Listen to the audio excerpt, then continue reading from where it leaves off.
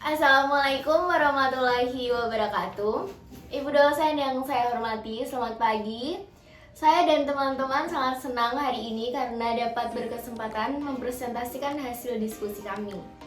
Nah, sebelumnya saya di sini akan memperkenalkan diri saya terlebih dahulu, yaitu saya sendiri, Rahma Ika Fitriana dengan NIM B300190070, dan ada rekan saya. Halo, nama saya Putri Yuliana, NIM B300190081, dan rekan Saya Rahma Junika, Salsa Outfitco, NIM B300190076, dan rekan saya. Hai, nama saya Nisa Fadila Zahra Nizar, NIM B300190078.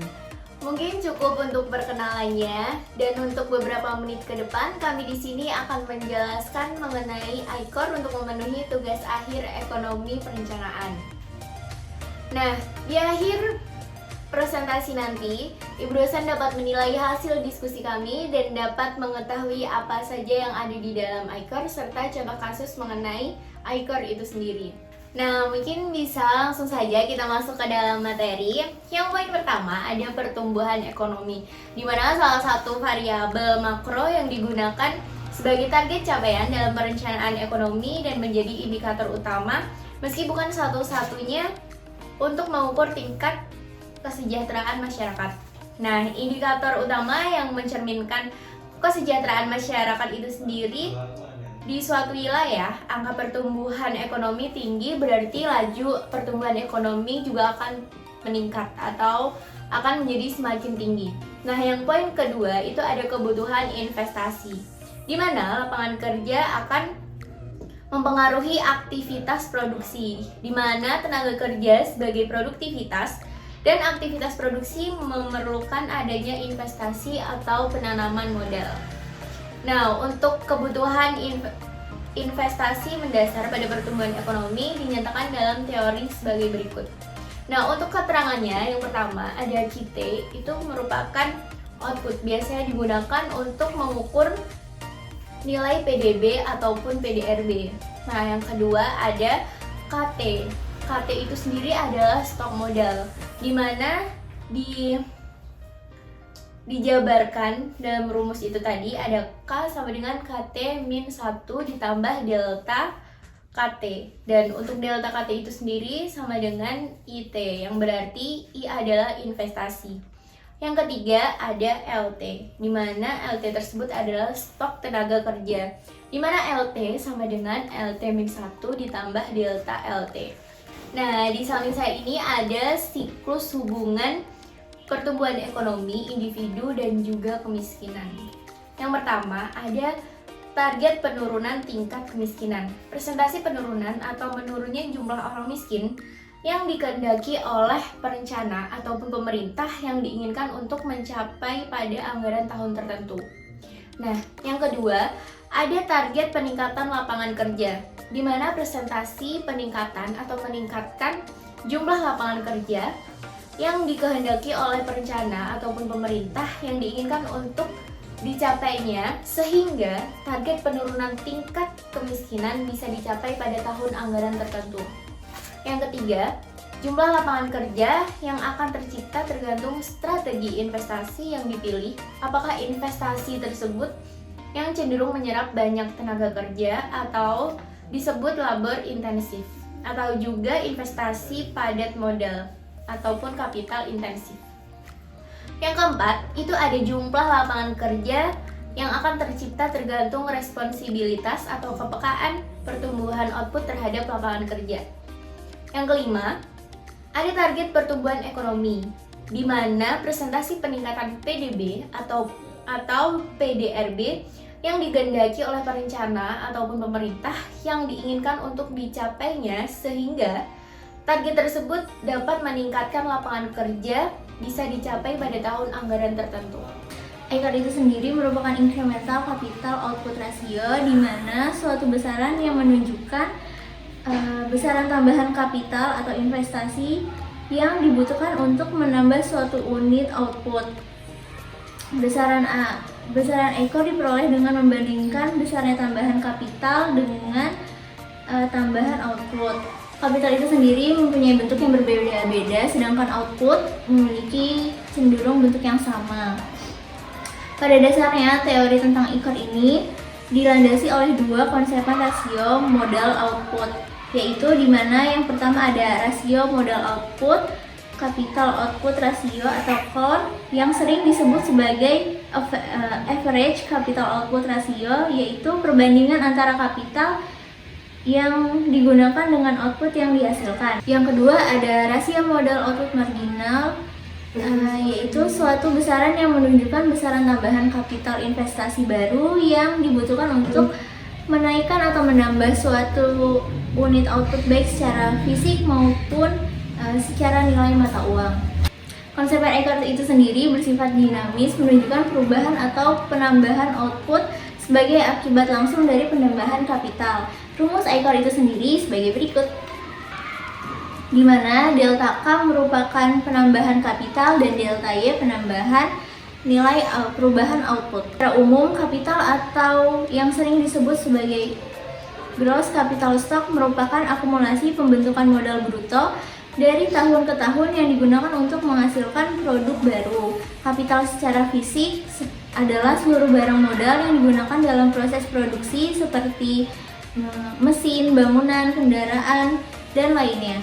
Sebelum masuk ke IKOR, di sini saya akan menjelaskan sedikit tentang pengertian output. Nah, pengertian output sendiri yaitu hasil yang diperoleh dari pendaya gunaan seluruh faktor produksi yang berbentuk barang dan jasa seperti tanah, tenaga kerja, modal, dan kewirausahaan. Sedangkan dari segi makronya, output merupakan nilai dari seluruh barang dan jasa.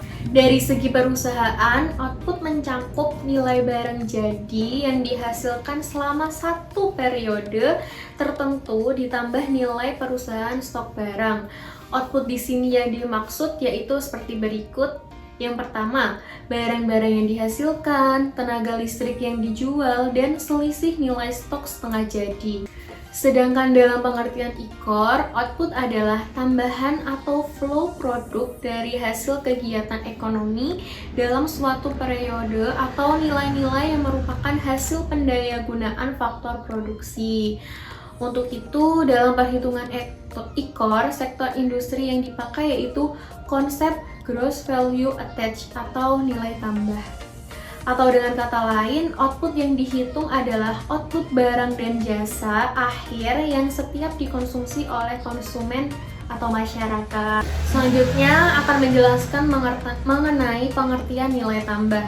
Nilai tambah itu sendiri yaitu suatu tambahan nilai input antara yang digunakan dalam proses menghasilkan barang dan jasa.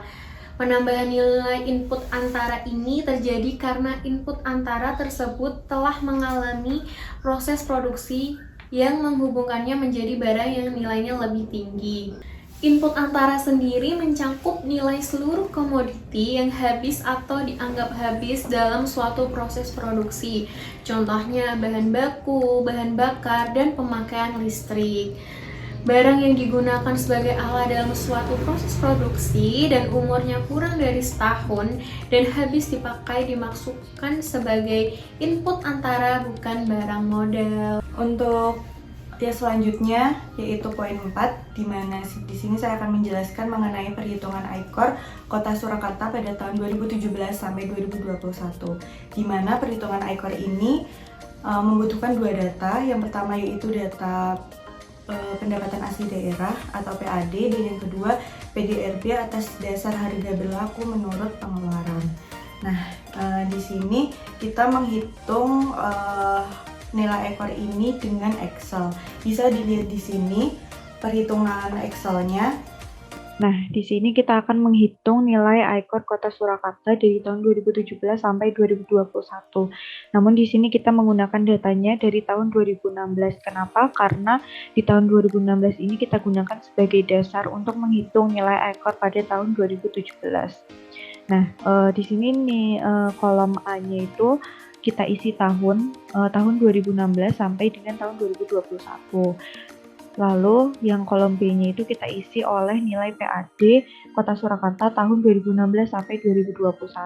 Kemudian di kolom C-nya kita isi dengan nilai PDRB Kota Surakarta atas dasar harga berlaku menurut pengeluaran dari tahun 2016 sampai 2021. Nah, kemudian di kolom D ini kita mencari nilai core. Nilai core ini didapat dari membagi nilai PAD tahun yang akan kita hitung dibagi dengan nilai PDRB tahun yang akan kita hitung. Contohnya kita akan menghitung tahun 2016. Nah, PAD tahun 2016 ini dibagi dengan PDRB tahun 2016. Begitupun seterusnya sampai tahun 2021 rumusnya akan tetap sama. Nah, untuk yang kolom E ini kita mencari nilai selisih PAD. Selisih PAD ini didapat dari PAD tahun yang dihitung dikurangi tahun sebelumnya. Contohnya seperti kita mencari nilai selisih PAD tahun 2017 dikurangi oleh nilai PAD tahun 2016. Begitupun seterusnya seperti tahun 2018 dikurangi oleh PAD tahun 2017. Nah, kita hitung seperti itu, rumusnya sama sampai dengan tahun 2021. Lalu kita masuk ke kolom C yang mencari nilai R investasi. R investasi ini didapat dari selisih PAD tahun yang sudah kita hitung tadi dibagi oleh nilai PAD. Nah, di sini kan kita sudah mencari selisih PAD tahun 2017, 2018, 2019, 2020, dan 2021. Nah, di sini pada tahun 2017, selisih PAD pada tahun 2017 ini dibagi dengan nilai PAD tahun 2016. Begitupun nanti seterusnya rumusnya juga akan tetap sama. Nah, untuk selanjutnya di kolom G ini kita mencari selisih PDRB. PDRB ini rumusnya sama seperti mencari selisih PAD, yaitu nilai PDRB pada tahun yang dihitung dikurangi oleh PDRB pada tahun sebelumnya. Jadi misalkan PDRB tahun 2017 dikurangi oleh PDRB tahun 2016, PDRB tahun 2018 dikurangi oleh PDRB tahun 2017, begitupun sampai pada tahun 2021. Nah, untuk selanjutnya ini kita mencari RPDRB. RPDRB ini kita dapat dari selisih PDRB pada tahun 2017 dibagi oleh nilai PDRB pada tahun 2016. Nah, untuk RPDRB pada tahun 2018 ini diambil dari selisih PDRB 2018 dibagi oleh nilai PDRB pada tahun 2017 gitu. Nah, sekarang kita mencari nilai I-core-nya. Nilai I-core ini didapat dari nilai R investasi dibagi oleh nilai R PDRB. Nah, di sini R investasi tahun 2017 dibagi oleh nilai R PDRB pada tahun 2017. Nah, untuk tahun 2018 sampai 2021 juga rumusnya sama seperti itu, dan sudah kita dapat nilai I-core dari Kota Surakarta mulai tahun 2017 sampai tahun 2021. Sudah terlihat hasil dari nilai I-core-nya yang tahun 2017 yaitu 2,77%, ya tahun 2018 negatif 0,06%, 2019 0,5%, 2020 15,95%, dan tahun 2021 2,9%. Nah, bisa kita lihat bahwa tahun 2017 ini kan nilai I-core Kota Surakarta 2,77%, di mana setiap penambahan satu output itu membutuhkan input atau investasi sebesar 2,77%. Dan pada tahun 2018 nilai ICOR Kota Surakarta menurun drastis sebesar negatif 0,06%. Di mana pada tahun ini penambahan kemiskinan terus terjadi sehingga nilai ICOR Kota Surakarta menurun secara drastis. Namun pada tahun 2019 nilai ICOR Kota Surakarta meningkat sebesar 0,5%. Di mana di sini pada tahun 2019 itu terjadi produktivitas kapital yang tinggi pada Kota Surakarta. Nah, untuk selanjutnya di tahun 2020 nilai ICOR Kota Surakarta yaitu sebesar 15,95%, di mana nilai ICOR Kota Surakarta pada tahun 2020 ini terbilang cukup tinggi karena pada tahun tersebut Kota Surakarta, baik Kota Surakarta maupun seluruh negara di dunia ini mengalami masa pandemi.